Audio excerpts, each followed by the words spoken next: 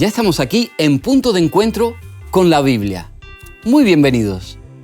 Continuamos hablando de la salvación en el libro de Romanos y hoy vamos a disfrutar juntos del 10º tema, que tiene como título Hijos de la Promesa. Soy Nelson Salgado, profesor de la Facultad Adventista de Teología de Sagunto, y me acompaña Josías Félix. ¿Qué tal, Josías? Bienvenido. Muy bien, muy contento. Muchas gracias y de verdad que es una oportunidad maravillosa poder estar con vosotros y con los que nos siguen para poder estudiar la palabra de Dios. También está con nosotros Sara Pastor. Bienvenida, Sara. Muchas gracias. Para mí está siendo una bendición este estudio. Espero que para todos los que nos siguen también sea así. Y nos acompaña también Israel Guntín. Bienvenido, Israel. Muchísimas gracias. Le damos gracias a Dios porque nos da el privilegio de seguir estudiando su palabra y ya nos vamos acercando al final del libro de Romanos y le invitamos a los que nos siguen en el programa que sigan disfrutando con nosotros. Como siempre, antes de adentrarnos en el estudio de la Biblia, queremos invitaros a visitar quecurso.com, un sitio web gratuito en el que podréis encontrar cursos sobre salud, familia, Biblia y muchos más. Vamos ya con nuestro tema de hoy.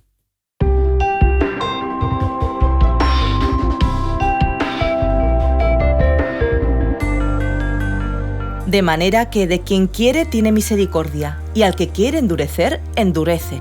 Romanos 9:18. Os invito a leer Romanos 9, 13 y 15. Dice allí: como está escrito, a Jacob amé, mas a Esaú aborrecí. Pues a Moisés dice: tendré misericordia del que yo tenga misericordia, y me compadeceré del que yo me compadezca. ¿De qué está hablando Pablo aquí? ¿Qué pasa con el libre albedrío del ser humano sin el cual casi nada de lo que creemos tendría sentido? ¿No somos libres de elegir o rechazar a Dios? ¿O estos versículos enseñan que algunos son elegidos para ser salvos y otros para que se pierdan, independientemente de sus decisiones personales? La respuesta la encontramos contemplando el cuadro más amplio de lo que Pablo está diciendo. Pablo sigue una línea argumentativa en la que intenta mostrar el derecho de Dios a escoger a aquellos a quienes Él usará como sus escogidos. A fin de cuentas, Dios es quien tiene la responsabilidad final de evangelizar al mundo. Por lo tanto, ¿por qué no puede elegir como sus agentes a quienes Él quiere? Mientras que Dios no le quita a nadie la oportunidad de la salvación, esa acción por parte de Dios no es contraria a los principios del libre albedrío. Más aún, no es contraria a la gran verdad de que Cristo murió por todos nosotros, por todos los seres humanos, y su deseo es que todos obtengan la salvación. Mientras recordemos que Romanos 9 no está hablando de la salvación personal de los que menciona, sino de su llamado a hacer una obra determinada a favor de la salvación del mundo, el capítulo no presenta dificultades. Os invito a que vayáis al libro de Éxodo. Si buscamos aquí en el libro de Éxodo, y vamos a buscar ahora el capítulo 19 de Éxodo, versículo 6. Vamos a leer. Dice allí: y vosotros me seréis un reino de sacerdotes y gente santa. ¿Qué quiere decir esto de sacerdotes y gente santa? Bueno, aquí para contextualizar un poco este texto es Éxodo 19, Éxodo 20 son los 10 mandamientos, con lo cual nos encontramos con Moisés en el Sinaí hablando con Dios. Y esto es un mensaje que le da Dios a Moisés para que él transmita al pueblo de Israel. Y les está diciendo que serán un reino de sacerdotes y de gente santa. En programas anteriores ya vimos el significado de santo. No significa para nada perfecto, sino que significa apartado para Dios con un propósito especial. Y sacerdotes eran personas del pueblo apartadas de manera especial para llevar a cabo todos los ritos y las ceremonias del templo. Solo los sacerdotes podían entrar al templo a hacer ciertas funciones que el resto de personas del pueblo no podían hacer. Entonces aquí Dios les está diciendo que tiene una misión, un llamado especial para ellos. Luego ellos podían aceptar ese llamado o rechazar ese llamado, ¿no? Pero Dios sí que con todo el cariño les dice: tengo una misión súper importante para vosotros. Las naciones de todo alrededor son paganas, nadie me conoce. Y vosotros vais a llevar el Evangelio, vais a llevar mi nombre a todas aquellas personas que están alrededor vuestro, ¿no? Entonces, lo que quería Dios era que a través del pueblo de Israel se conociese quién era Dios de verdad y la gente dejase sus religiones paganas para seguir al único Dios verdadero. Y ese era el propósito del pueblo de Israel. Si comenzamos a introducirnos y leemos los primeros versículos del capítulo 9, desde el 1 hasta el 8, el 9, ¿qué está diciendo Pablo aquí? ¿Qué está mencionando? Incluso hasta el 12. ¿Qué quieren mostrarnos acerca de la fidelidad de Dios con relación, digamos, a los fracasos humanos? Me gustaría que comentaseis. Bueno, como muy bien mencionó Sara, es importante entender el contexto. Pablo lo que está haciendo aquí es expresar los privilegios que tenía un pueblo que era santo, apartado. Muchas veces imaginamos algo santo como algo intocable, algo que está en una vitrina, algo que podemos inmacular, pero no es así, ¿no? El Señor aparta, hace especial algo y le da un propósito, le da una misión. Entonces, como muy bien dijo Sara, la misión del pueblo de Israel era llevar la luz a todos los pueblos. Incluso muchos dicen que el pueblo de Israel, en cuanto a los extranjeros, siempre fue como muy xenófobo. Pero no es así. La ley de Dios decía que cuando vinieron extranjeros los recibieran como si fuera su propia casa. Entonces, la idea de esto era poder compartir, poder ser diferente. Podemos ver que el pueblo de Israel se esforzó siempre por tratar de ser igual a los demás. Cuando pide rey al Señor, cuando pide rey a Dios y le dice: yo quiero un rey como todos los pueblos. Y el Señor le dice: es que yo no planeé ese gobierno para ti, porque tú eres santo, porque tú eres apartado, porque tú eres especial, y yo quiero que tú lleves la luz a todos los demás. Entonces Pablo, aquí en el 9, me gustaría leer algunos versículos del 1 al 3, por ejemplo, y dice: digo la verdad en Cristo, no miento y le atestigo mi conciencia guiada por el Espíritu Santo.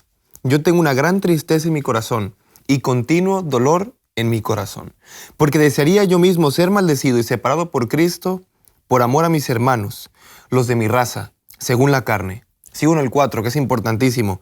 Los israelitas que recibieron la adopción, la gloria, los pactos, la promulgación de la ley, el culto y las promesas. El 5, de ellos son los padres y de ellos son la carne procede Cristo, que es Dios sobre todas las cosas. Alabado por los siglos. Amén. Vemos aquí hay una tristeza de Pablo. Pablo está triste. ¿Por qué? Porque Dios creó un pueblo. Estableció pactos con Abraham. Abraham le prometió: tu simiente será de miles de personas como las estrellas. Nadie lo podrá contar. Porque estableceré un pueblo. Ese pueblo será especial. Le dio los pactos. Le dio profetas. Estuvo con él. Lo sacó de Egipto. Lo acompañó durante todo su camino. Y sobre todo le dio profecías que marcaban que iban a recibir al Mesías, que iban a recibir al Salvador del mundo. Entonces, teniendo aún todo esto, no le recibieron a Jesús. Llegó el momento en el que Mateo, Juan, Lucas, se especifica muy bien, no le recibieron. Aún teniendo todos sus privilegios, aún siendo apartados y especiales en Dios, no le recibieron. Entonces Pablo está muy triste porque ve que el pueblo de Israel, aún teniendo ese contexto, aún teniendo toda su cultura que los llevaba al Mesías, no lo recibieron. Por lo tanto, Pablo ve que se están perdiendo. Y por eso hay una gran simiente que incluso dice: preferiría ser maldito yo, preferiría salirme yo mismo de la simiente de Cristo con tal de que mis hermanos vinieran y se entregaran y reconocieran a Cristo. Porque dice muy bien, de ellos procede la misma carne de Dios, de Jesucristo. Y no lo recibieron. Entonces, Pablo aquí nos dice, aunque no lo recibieron, aunque los israelitas no han hecho lo correcto, aunque tal vez no han sido fieles a lo que el Señor les pedía, Dios sí es fiel. Y venimos del capítulo Romanos 8, que es espectacular.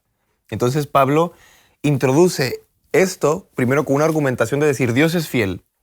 Pero antes dice algo, me gustaría leerlo, que está en Romanos 8, que dice muy bien, Romanos 8, si quieren podemos empezar del 35. ¿Quién nos separará del amor de Cristo? ¿Tribulación o angustia?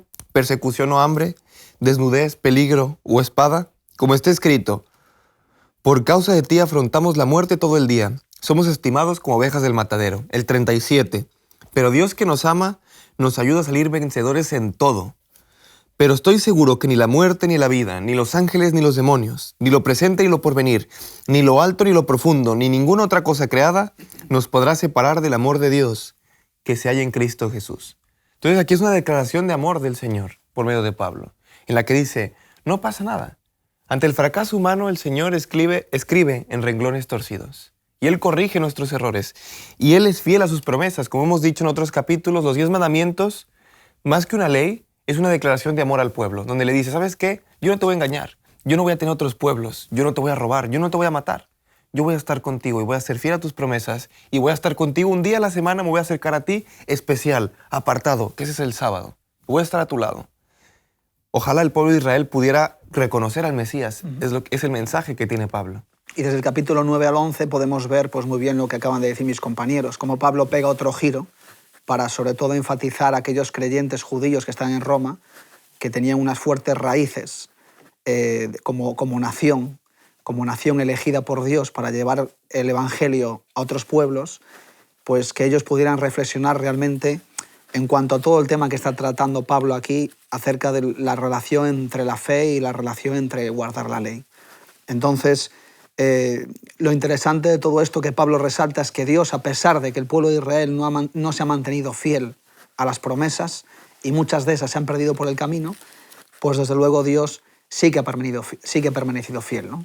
Y por eso lo bonito para nosotros esto hoy en día es que Dios no falla, Él no falla, y en Él podemos depositar nuestra confianza y desde luego poder disfrutar de esas promesas, de muchas promesas que en muchísimas ocasiones nos podemos perder por no estar a su lado. Invito a nuestros amigos a leer ahora el versículo 6. Sobre todo la última parte, donde dice, no todos los que descienden de Israel son israelitas. ¿Qué significa esto?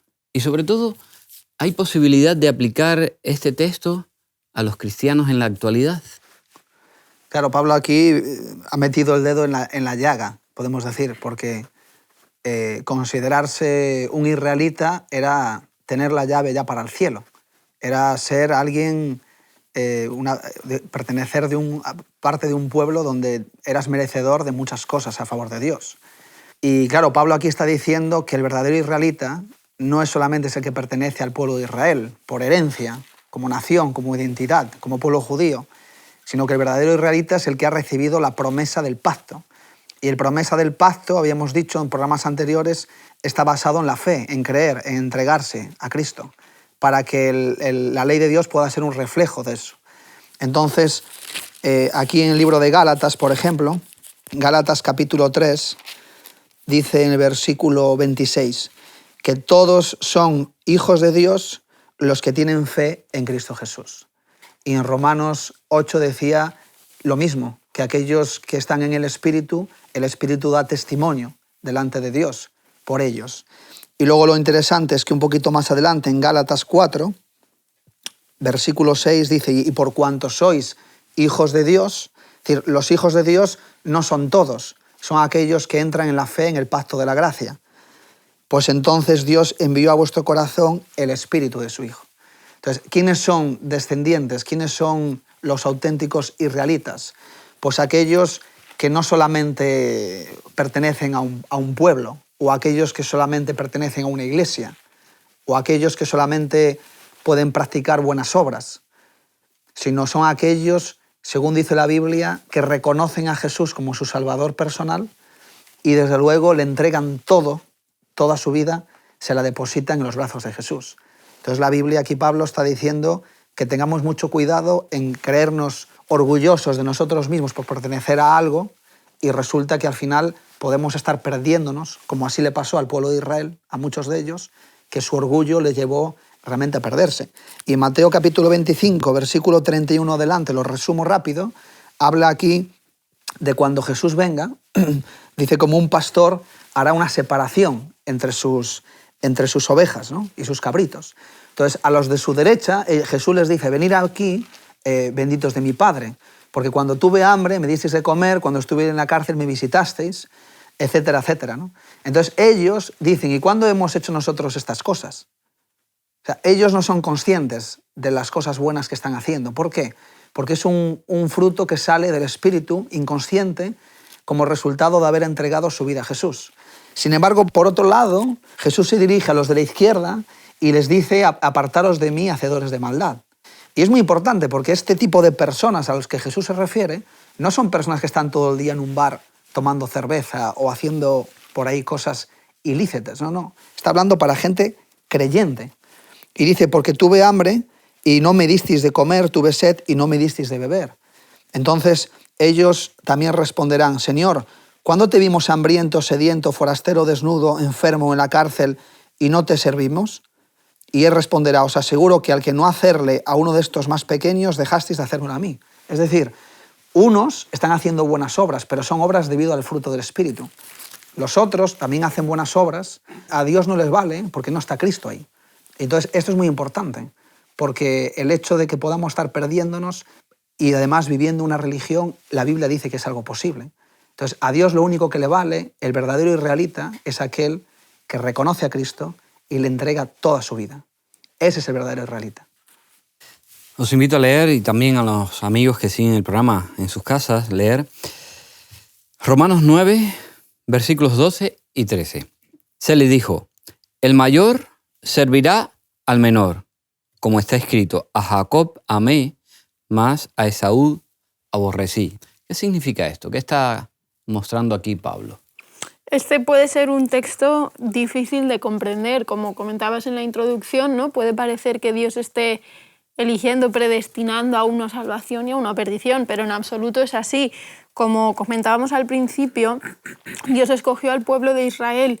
Dios nos da a todos la opción de la salvación. Jesús murió por absolutamente toda la humanidad, pero Dios sí que escoge a gente, le da la opción a gente de tener una misión especial, que no quiere decir que se vayan a salvar más o menos que las otras personas. Y eso es lo que está diciendo aquí. Jacob fue el escogido de entre estos dos hermanos para que de ahí saliese el linaje del pueblo de Israel. Pero Esaú tenía las mismas opciones de salvarse que Jacob. Dios le da una misión, un propósito especial a la vida de Jacob que no se la da a la de Esaú. Pero no le está diciendo tú estás perdido, tú ya no puedes acceder a eso, ¿no? Que es lo que a veces las personas interpretan. Entonces Dios puede, como creador, Él necesita que el Evangelio se propague a todo el mundo. Y para eso Él elige a ciertas personas que luego pueden rechazar o aceptar esa invitación. Pero Él les dice, oye, mira, he pensado que tú puedes ser una herramienta genial para llevar el Evangelio a estas personas. Y esas son las misiones especiales de Dios, los llamados de Dios. Que no, vuelvo a repetir porque quiero que quede muy claro, no es que uno se salva y otro se pierde, sino que tienes la oportunidad de trabajar para Dios llevando su Evangelio a las personas con una misión especial, que Él te ha llamado para eso. Claro, Dios siempre usa, cada vez que actúa en nuestro mundo, lo actúa a través de personas. Y nosotros cuando salimos a la vida, pues está en nuestras manos estar en armonía con Dios o no. Cuando Dios, por ejemplo, cuando en algún lugar hace falta que se diga algo, Dios envía siempre a alguien para decirlo. Cuando es necesario que se haga alguna cosa, pues Dios levanta un líder para que eso se pueda realizar. Cuando hace falta dinero para algún proyecto, no es que el dinero caiga del cielo, sino que Dios envía a alguien para que ese dinero pueda estar. Entonces, claro, para llevar el Evangelio y el plan de salvación, pues para que otros lo conozcan, Dios necesita personas para que puedan realizar pues esas tareas. Entonces Dios elige a personas. Ahora, Dios también nos escoge a nosotros para realizar algunas tareas. Hay algunas que son más llamativas que otras, pero fíjate que Dios es tan bueno porque Dios nos llama a todos. Y en la Biblia tenemos claros ejemplos de personas que esas tareas las realizaron bien y otras personas que en un principio empezaron bien, pero luego acabaron muy mal. Entonces Dios, a pesar de que Él conoce, no nos trata como nosotros merecemos, sino nos trata como Él es. Y Él deposita confianza en las personas para que las personas puedan hacerse partícipes de todo este proyecto que Él tiene. La idea esa que dijiste, que nosotros somos las manos de Dios, me recuerda una anécdota que sucedió después de la Segunda Guerra Mundial. Una de las iglesias de Estrasburgo había quedado destruida y en el jardín, cuando empezaron a quitar los escombros, encontraron una escultura que había, la levantaron, la pusieron otra vez en su lugar, pero había perdido las manos. Y allí propusieron pues que ver de contratar a alguien para que rehiciera esa escultura. Y uno de los hermanos de iglesia dijo, no, mejor es que no le pongamos manos, porque esto nos recordará que aquí en la tierra las manos de Dios somos nosotros. Dios se vale de los seres humanos para hacer su obra. Y es interesante esa idea, ¿verdad? Dios necesita los seres humanos para que... Podría hacerlo de muchas maneras, ¿verdad? Porque si no predicamos, los ángeles podrían predicar, las piedras hablarían, como dice la Biblia. Sin embargo, llama a los seres humanos para que hagan la obra del evangelismo, de llevar las buenas nuevas a otras personas. Continuamos en el análisis de Romanos 9. Ahora los versículos 14 y 15. ¿Qué pues diremos? ¿Que hay injusticia en Dios? En ninguna manera, dice Pablo, esa pregunta retórica. Pues a Moisés dice, tendré misericordia del que yo tenga misericordia y me compadeceré del que yo me compadezca. ¿Podemos comentar un poquito estos versículos? Claro que sí. Esta declaración de Pablo sigue siendo aún controversial, sin duda alguna. Son de las que son difíciles de interpretar o que muchos toman diferentes caminos para poder saber el significado correcto de esto. Acaba de venir de Romanos 13, donde dice a Jacob amé, y Esaú desestimé, que eran dos hermanos. De estos dos hermanos elige a uno y no a otro. Entonces, muchos se preguntan por qué no eligió a Esaú y por qué se eligió a Jacob. Entonces Dios dice aquí, tendré misericordia de quien yo quiera. Y nos puede sonar un poco chocante que Dios nos diga eso. Pero al final de cuentas, nosotros somos vasijas de barro. Nosotros podemos recordar la historia de Job. Cuando Job, después de pasar por todos sus sufrimientos, culpa a Dios y le dice, Señor, ¿pero qué has hecho conmigo, no? Es ahí, después de varios reclamos, que el Señor le dice, ¿sabes qué? Cíñete, ponte tu cinturón, cíñete como un varón valiente, que ahora el que voy a hablar soy yo. Y le pregunto una serie de cuestiones. Dice, ¿dónde estuviste tú cuando yo formé los cimientos de esta tierra? ¿Dónde estuviste tú cuando yo te di la vida? Al final de cuentas, yo soy Dios y tú eres hombre. Y hay una diferencia entre ser un ser creado y saber que es un Dios. La sabiduría es el temor a Dios. Y ese temor a Dios sabemos que no es un miedo de que es un Dios. No. Sino es conocer que hay una diferencia entre Dios y yo. Y que Dios, como omnisciente, Dios todopoderoso, también reparte la misericordia a su voluntad. Y sobre todo se compadece a su voluntad. Y es ahí cuando muchas personas piensan que ese texto lo que hace es que el Señor elige y es elitista. Pero no es así. Sabemos que la voluntad de Dios en este momento es que todos nos salvemos. Y la voluntad de Dios es repartir amor a todos y que todos podamos estar con Él en la vida eterna. Entonces, lo que está diciendo el Señor es, tendré misericordia de quien yo quiera. Y esa misericordia la tiene con todos. Porque a partir de Cristo nos perdona a todos y la salvación es para todos. Y después dice, me compadeceré de quien yo quiera. Y como yo quiero, me compadezco de todos. No te corresponde a ti saber a quién sí y a quién no. No te corresponde a ti decir si solamente el pueblo de Israel y a los gentiles no. No te corresponde a ti. Por eso Pablo lo utiliza. Porque le está diciendo al judío de los romanos, no te corresponde a ti decir a quién dar la salvación y a quién no. Le corresponde a Dios. Lo vimos mismo con Jesús, cuando está con la mujer sirofenicia. Que la mujer le dice, bueno, al menos dame las migajas. Y entonces le dice el Señor, tu fe te ha sanado. Y es una profecía de lo que va a pasar con los gentiles. Que primero viene a su pueblo, se extiende a él, su pueblo le rechaza y entonces abre el abanico y dice, aquí entra en la salvación todos. Y es algo espectacular que teniendo un Dios que puede ser elitista, ¿no? No lo es, sino al contrario. Nos ama a todos y quiere que todos estemos con Él en el reino de los cielos. Bueno, además, como bien dice Josías, cuando Dios escoge a alguien, podemos quedarnos solamente con el tema de, qué bien, ¿no? Que eligió a uno, pero a otro no. Pero fíjate que cada vez que Dios llama a alguien, además de ser un privilegio para esa persona, ese privilegio conlleva una grandísima responsabilidad. Porque la responsabilidad que cuando Dios te llama es algo muy importante. Y en el pueblo de Israel, pues Dios llamó a mujeres y hombres para ciertos cometidos puntuales que en la mayoría de los casos, Dios escogió a esas personas y en la mayoría no cumplieron con esa responsabilidad.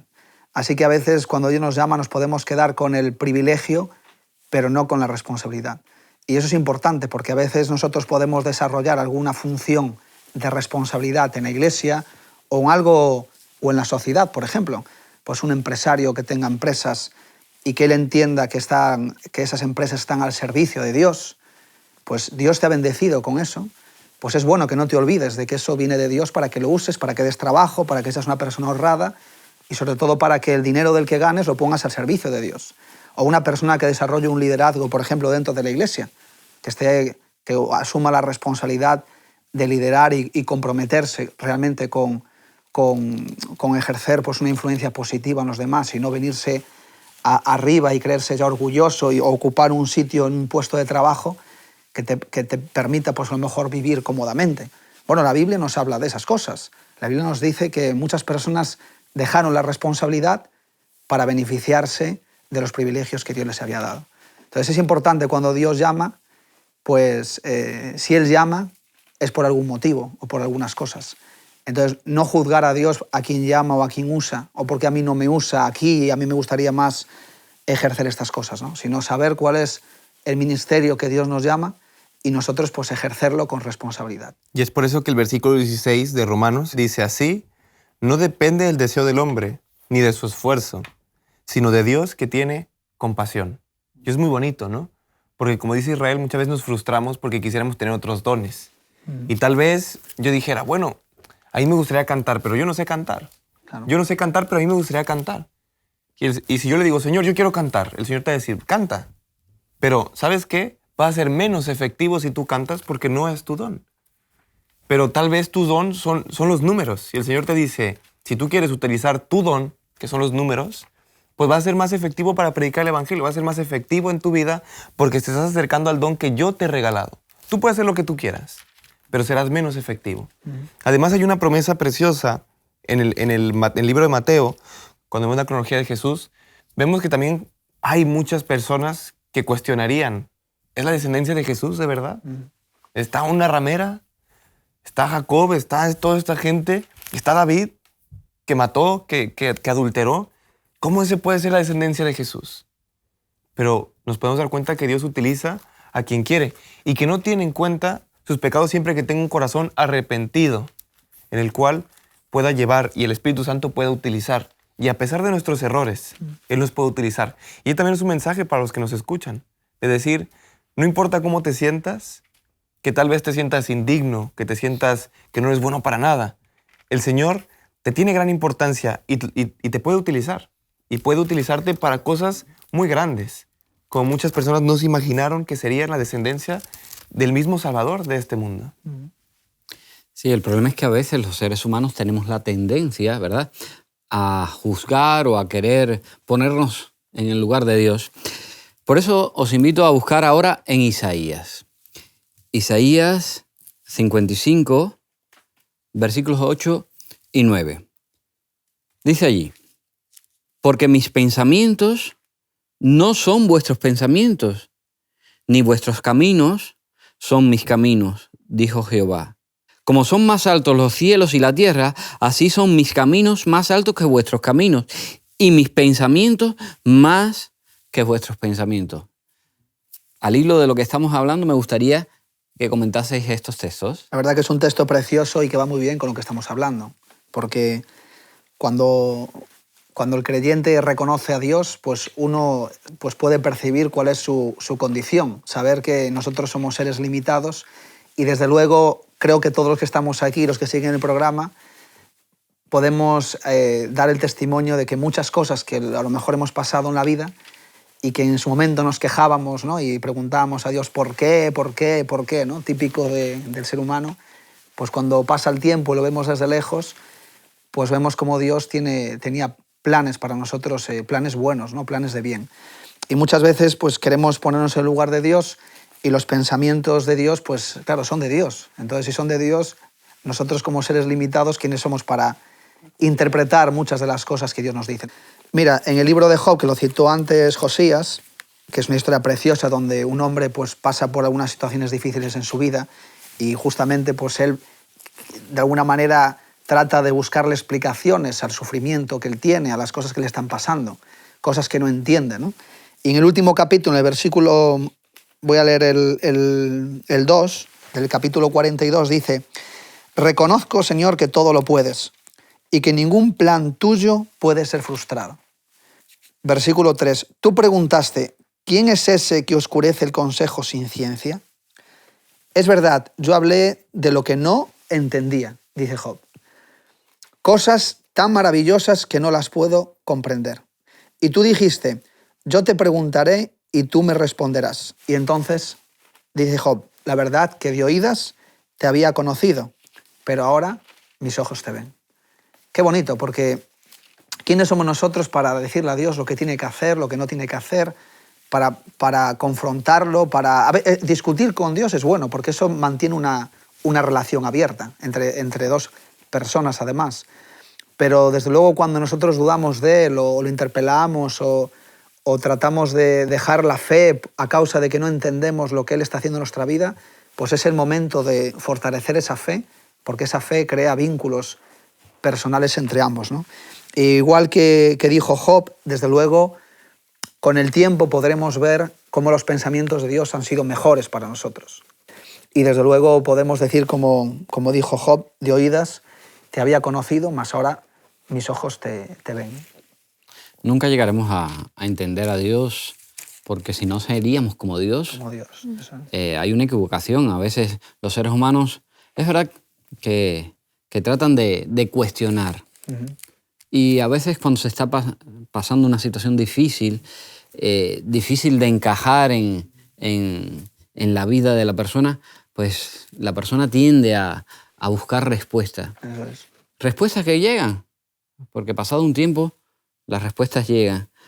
Pero en el momento en que se está atravesando una mala situación, a veces es difícil. Sobre todo hay que aconsejar a esas personas, ¿verdad?, que sigan confiando. Dios es nuestro ayudador, Dios no está ausente en nuestros problemas, porque a veces pensamos que Dios, cuando todo nos va bien, bueno, sí, Dios está aquí, oramos, le agradecemos, qué bueno, pero Dios está en los momentos malos y en los momentos buenos. Y no ha prometido, al cristiano no le ha prometido un camino de rosas, una alfombra, como las que se ponen, ¿verdad?, en las bodas para que pasen los novios, con pétalos. No, la Biblia no dice eso. Pero sí ha prometido, como dice, ¿verdad?, el Salmo 23, aunque pases por malos momentos, cuando estés en el valle de la sombra y la muerte, allí va a estar el Señor con nosotros. Nosotros estamos en este mundo de paso, somos peregrinos, es un tiempo de aprendizaje para vivir con Dios para toda la eternidad.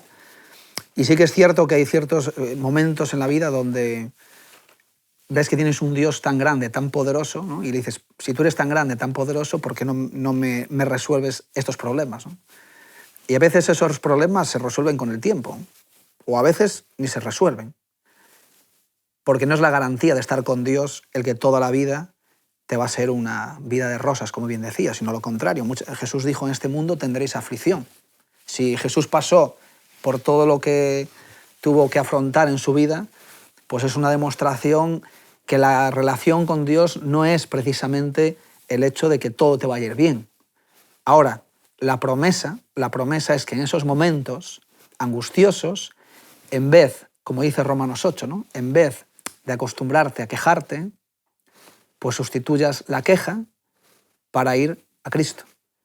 Y que en ese proceso, en esos hábitos que podemos haber interiorizado a lo largo del tiempo, pues es aprender a dejarnos de quejar y aprender a depositar nuestra confianza en el Señor. ¿Para qué? Pues porque quejarse no sirve. Realmente lo que soluciona es pues, que la gracia, que el amor de Dios pueda cubrir pues, esa tristeza en diferentes situaciones, dificultades, desconfianza, etcétera, etcétera.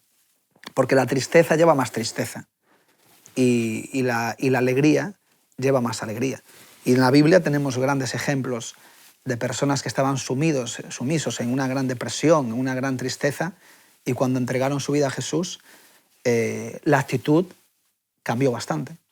Y entonces esa es la promesa que se nos invita aquí a vivir el apóstol Pablo en el libro de Romanos, a que podamos disfrutar de esa experiencia, real además. Y creo que podemos dar testimonio nosotros aquí, ¿verdad?, que eso es real. Porque si no fuera real, entonces creeríamos en un evangelio sin poder. Y el evangelio es poder. Poder para todo ese tipo de cosas. Y es verdad que Dios tiene poder, pero si también el ser cristiano fuera una garantía de que nada malo nos sucediera, las iglesias estarían, claro, ¿verdad?, repletas, estarían por el interés. Uh-huh. Dios espera de nosotros también que aunque no entendamos, en algún momento sigamos confiando. Continuamos en el estudio de Romanos, digamos ahora la sección desde el 19, por ejemplo, hasta el 24. ¿Qué podemos encontrar en estos textos? ¿Qué nos enseña? En estos versículos, por ejemplo, si leemos el 17, dice, porque la Escritura dice al faraón, para esto mismo te he levantado, para mostrar en ti mi poder y para que mi nombre sea anunciado por toda la tierra. Lo que nos está explicando aquí es que nos cuenta en el relato en Génesis de la salida del pueblo de Israel de Egipto, antes de la salida hubo 10 plagas. Y esto hace referencia a que el Señor endureció el corazón de Faraón, no para que se perdiese y no se salvara, podría haberse salvado, sino para que dijese que no al reclamo que hacía Moisés, que les dejase salir, para a través de esa negación llevar a cabo las plagas que hizo en las que se mostraba el poder de Dios en una cultura completamente pagana que estaba repleta de dioses por todos lados, que vieran que Él era el Dios verdadero y que a través de esa muestra de poder de Dios dejasen de lado sus dioses y se marchasen incluso con el pueblo de Israel, ¿no?, adorando al Dios verdadero. Entonces, esto es lo que está diciendo aquí Pablo, que por medio de la negativa de Faraón se pudo mostrar todo el poder de Dios y darle una oportunidad a todas aquellas personas de que conociesen realmente quién era Dios y se salvasen. Y luego continúa diciendo, por ejemplo, el versículo 21, que a veces es un versículo también un poco controversial, dice, ¿acaso no tiene potestad el alfarero sobre el barro para hacer de la misma masa un vaso para honra y otro para deshonra? Hay algunas versiones que en vez de honra y deshonra dicen un vaso para una misión específica y para una misión ordinaria. Esto me recuerda a la parábola de los talentos que también explica Jesús, ¿no? Había una persona que tenía siervos y tenía mucho dinero y se marcha de viaje y a uno le da 5 talentos, al otro le da 3 talentos y al otro le da 1 talento. Y se marcha, dice que los cuiden bien. El que tiene 5 lo invierte, el que tiene 3 también, pero el que tiene 1, asustado de perderlo, dice no, voy a esconderlo porque si no cuando venga mi amo me va a pedir cuentas y si lo pierdo, ¿qué le voy a decir? Y hace un agujero en el suelo y lo esconde. Efectivamente vuelve el amo y les dice, ¿qué habéis hecho? El que tenía 5 ha duplicado, ahora tiene 10. Igual el que tenía 3 y el que tenía 1 dice, amo, yo como tenía miedo de tu respuesta, mira, lo escondí, lo guardé y te devuelvo lo mismo que tengo. Y el amo le dice, mal siervo, yo te lo di para que lo utilizaras, no para que lo guardaras. Nosotros a veces, comentaban mis compañeros, ¿no?, que querríamos tener otros dones distintos a los que nos da Dios, pero Dios te dice, no mires a tu alrededor, no compares lo que yo doy a los demás. ¿Quién eres tú para decir qué hago yo con lo que yo regalo libremente? Nadie se merece nada y yo regalo.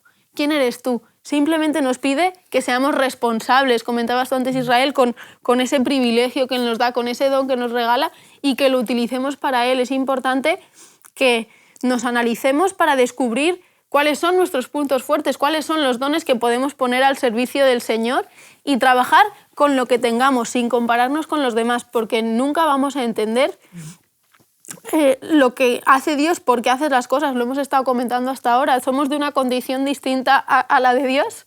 Somos su creación. No somos el creador como Él, con lo cual hay cosas que mientras estemos en esta tierra no vamos a entender y quizá entrar en ese círculo vicioso de cuestionarlo nos puede llevar a perder la fe, ¿no? O a frustrarnos o nos lleva a un camino sin salida que no tiene sentido. Hay veces que hay que confiar, saber que Dios nos da a todos la oportunidad de salvarnos y nos da a todos la oportunidad de trabajar para Él, que al final es para eso que estamos en esta tierra, ¿no? Para ser misioneros, llevar las buenas nuevas de que Jesús murió y resucitó por nosotros para que el máximo número de personas estemos en el cielo. Si yo estoy haciendo eso, no tengo que mirar ni cuestionar a Dios ni decir por qué este sí, por qué este asá, porque yo ya tengo lo que necesito, mi misión y mi fe en Jesús que me da la salvación. Me gustaría destacar 3 puntos sobre estos textos que son muy importantes. Primero es uno que mencionaste sobre el faraón. Muchas personas entienden que Dios mismo fue el que provocó el que el faraón dijera que no. Y yo creo que no fue así. Yo creo que, según el relato bíblico, el faraón, por su endurecimiento de su corazón, dijo que no y el Señor dijo, ya que has dicho que no, yo voy a mostrar mi soberanía sobre este mundo. Pero Dios nunca provoca el mal en una persona o la predestina hacia un final.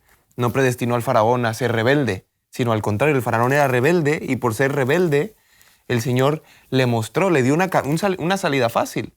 No fue con las 10 plagas al principio, sino le dijo, hey, amigo, libera a mi pueblo, por favor, de las buenas. Quiero tener paz entre nosotros, pero quiero que te des cuenta que si no lo liberas, yo voy a luchar por mi pueblo.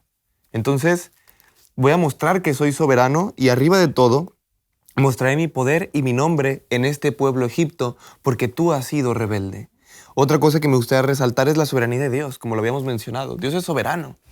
Entonces, es muy importante la pregunta del 20, que dice, antes que nada el hombre podrá pedir cuentas a Dios. ¿Dirá la vasija al Creador, ¿por qué me has hecho así? Y el problema no es ¿por qué me has hecho así? Es que tenemos que hacer una contrapregunta. Realmente no tenemos que preguntarle al Señor, ¿por qué me has hecho así? Sino yo encontrar respuestas por qué estoy hecho de esta manera para poder emplearlo en algo, como tú muy bien lo dijiste. Encontrar mi propósito en la vida.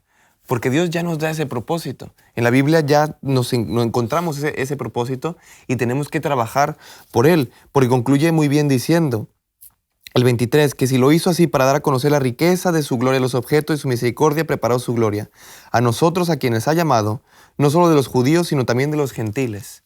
Tenemos que entender que Dios nos ha hecho con un propósito a cada uno de nosotros y que el alfarero nos ha moldeado a cada uno por separado, en especial, y nos ha dado cualidades preciosas. Y eso debería ser una razón para tener autoestima y que digamos somos hechos especiales. Y en lugar de quejarme y decir, Señor, ¿por qué estoy hecho así? Sino al contrario, Señor, muéstrame por qué estoy hecho de esta manera, porque quiero servirte, porque quiero trabajar de la manera más correcta y sobre todo quiero ser más efectivo en la manera en que yo emplee mis dones, como lo hicieron estos siervos que el Señor le dio sus talentos. Es que además en nuestra sociedad sí que valoramos mucho las piezas únicas, ¿no? En el arte o en unas zapatillas, algo que está hecho a mano y que es especial, que solo existe eso, tiene un valor mucho más grande que una serie, ¿no? que son todas iguales y la gente, los coleccionistas buscan precisamente estas piezas únicas, exclusivas. Es lo que decía Josías. Dios nos ha hecho a cada uno especial, somos exclusivos, no hay nadie igual que nosotros y eso nos debería dar esa alegría, el sentir que Dios ha pensado cómo te hacía a ti especialmente, no te ha hecho igual que el anterior. Ha querido que seas así por un motivo y es cosa tuya, decía Josías muy bien, buscar ese motivo, encontrar respuestas, no solo hacer preguntas. Y por último, el versículo 19 que dice, ¿quién podrá resistir su voluntad? Y muchas personas también pueden pensar, bueno, estamos debajo de la voluntad y ya estoy predestinado, no puedo salir de la voluntad de Dios. Y no, al contrario, tenemos que conocer que la voluntad de Dios es que todos nos salvemos. Y ojalá nadie se pudiera resistir esa voluntad, de que todos terminemos salvados y entregados a Cristo Jesús. Además, un matiz en el caso de la historia del faraón, es que Dios nos conoce a todos, sabe cómo somos, cómo vamos a reaccionar. Sin embargo, nos da la oportunidad, porque al faraón no mandó directamente las plagas sin que Moisés fuera a hablar con él. Le dio la oportunidad de todavía escoger, a pesar de que él conocía cómo era el faraón.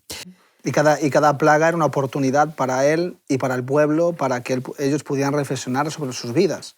O sea, que Dios le dio muchísimas oportunidades sobrenaturales, además, para que ellos pudieran tomar otra postura, otra decisión. Otro enfoque. Os invito ahora a buscar el libro de Juan, el Evangelio de Juan, el cuarto Evangelio del Nuevo Testamento, en los versículos, el capítulo 14, versículos 8 y 9. Dice, Felipe le dijo, Señor, muéstranos al Padre y nos basta. Jesús le respondió, ¿tanto tiempo hace que estoy con vosotros y no me has conocido, Felipe? El que me ha visto a mí, ha visto al Padre. ¿Cómo pues dices, muéstranos al Padre? Sin duda, no siempre entendemos los caminos de Dios, pero Jesús vino a revelarnos cómo es Dios. ¿Por qué creéis que lo habíamos olvidado? ¿Por qué es importante que meditemos diariamente en el carácter de Cristo y en su amor por nosotros? ¿Puede esto ayudarnos a superar las dificultades? Por supuesto. Tenemos una promesa preciosa que el Señor nos dijo, yo estaré con vosotros cada uno de los días hasta que yo venga. También tenemos la promesa de que el Consolador ha venido y está con nosotros, nos enseña, nos transforma y muchas veces nos olvidamos de eso y podemos ser como Felipe, muéstranos al Padre, por favor. Y le dice, tanto tiempo estoy ya contigo y aún me preguntas que te muestre al Padre. Entonces nos podemos llegar a olvidar de esto. Nunca debemos de olvidar las promesas que nos hace Cristo. Hay una frase que me encanta que dice, nunca debemos olvidar en la oscuridad lo que nos han prometido en la luz. Y es muy bonita. El Señor nos promete muchas cosas cuando estamos en la luz, cuando estamos en nuestros momentos más contentos y vemos las promesas y nos ponemos felices. Pero cuando estamos en la oscuridad, nos olvidamos de ellas. No nos acordamos que el Señor nos ha prometido, tranquilo, yo te doy la puerta de entrada y la puerta de salida. No te preocupes, yo estoy contigo. Como dice Romanos 8, todas las cosas funcionan para bien para los que aman a Cristo Jesús. ¿Cuándo? No lo sabemos, pero funcionarán para bien y terminarán en un buen puerto. Y no debemos olvidar que meditar en el carácter de Cristo nos puede enseñar cómo comportarnos ante las dificultades y sobre todo entregarnos en oración diariamente para que diariamente podamos conocer cuál es la voluntad de Dios en nuestras vidas. Los judíos tenían, desde luego, unas raíces muy profundas en el Antiguo Testamento, lo conocían bastante bien. Cualquiera que estudia seriamente la Biblia en el Antiguo Testamento ve como el protagonista principal de cada uno de los libros es Jesús y sobre todo anunciaba pues, la venida de Jesús, cómo iba a ser su vida, para qué iba a venir, etcétera, etcétera. Sin embargo, cuando Él viene, en Juan capítulo 1, versículo 11, dice que cuando vino a los suyos no lo recibieron, o sea, no lo reconocieron. ¿Por qué? Porque se habían hecho una idea de ese Salvador absolutamente diferente de una persona que viniera pues, en unas condiciones como si pareciera un hombre cualquiera. Y eso para ellos era una piedra de tropiezo, ¿no? Entonces, hoy en día nosotros podemos tener muchas ideas de Dios y participar en la iglesia, hacer muchísimas cosas e involucrarnos en todo proyecto de una religión que vivamos. Sin embargo, podemos tener ideas preconcebidas de Dios y de su palabra que nos impidan realmente conocerlo. O sea, que eso es una posibilidad y muy peligrosa. Romanos 8, si quieren para concluir, Romanos 8, 29 y 30 dice, porque a los que antemano conoció, también los predestinó a que fuesen modelados a la imagen de su Hijo precioso, para que Él sea el principal entre muchos hermanos. Y a los que predestinó, a estos también llamó. Y a los que llamó, a estos también justificó. Y a los que justificó, a estos también glorificó. Es precioso, porque está hablando de que nos llama, que Dios nos llama a cada uno de nosotros. ¿Para qué? Para que seamos modelados a la imagen de Jesucristo y formemos parte de la familia de Dios y seamos uno en Cristo.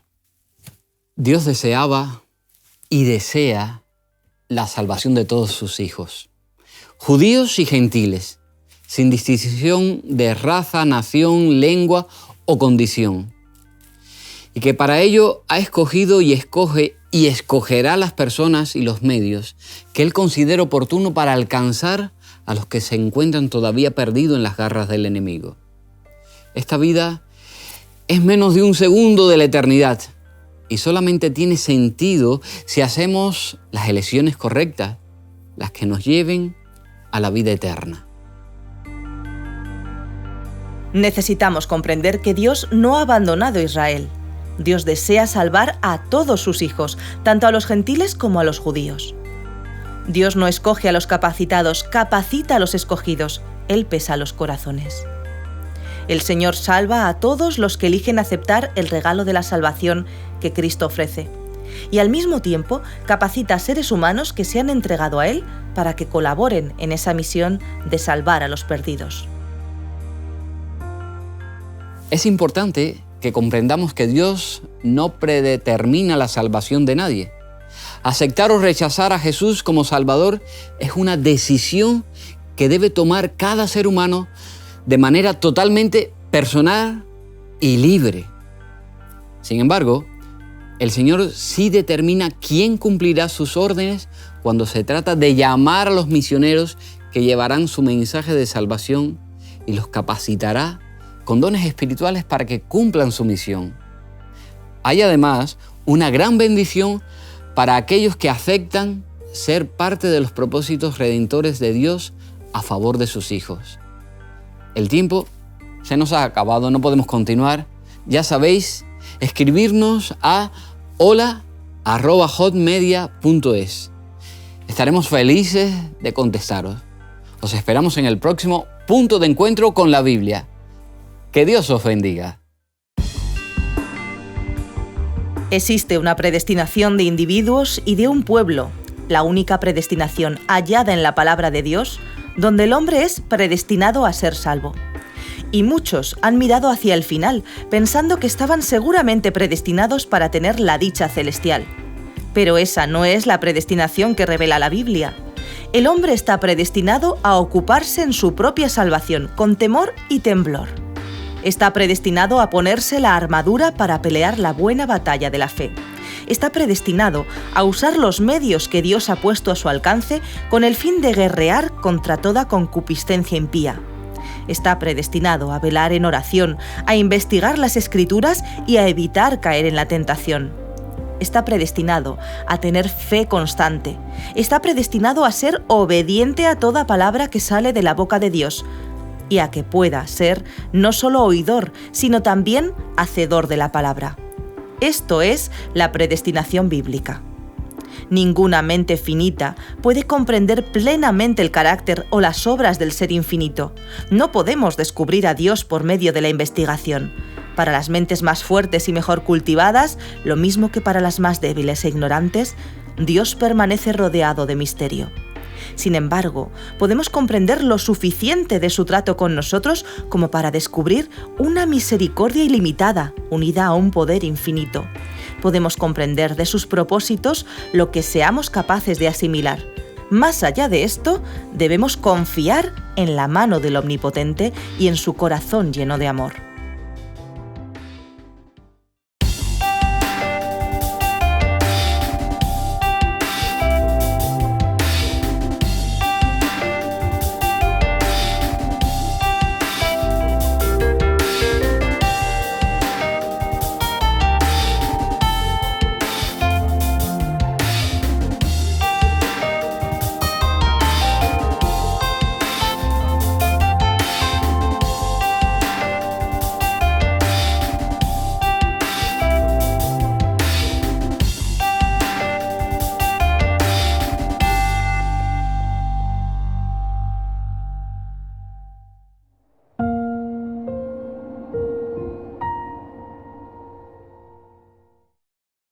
¿Quieres realizar cursos gratuitos sobre salud, familia, temas espirituales y mucho más?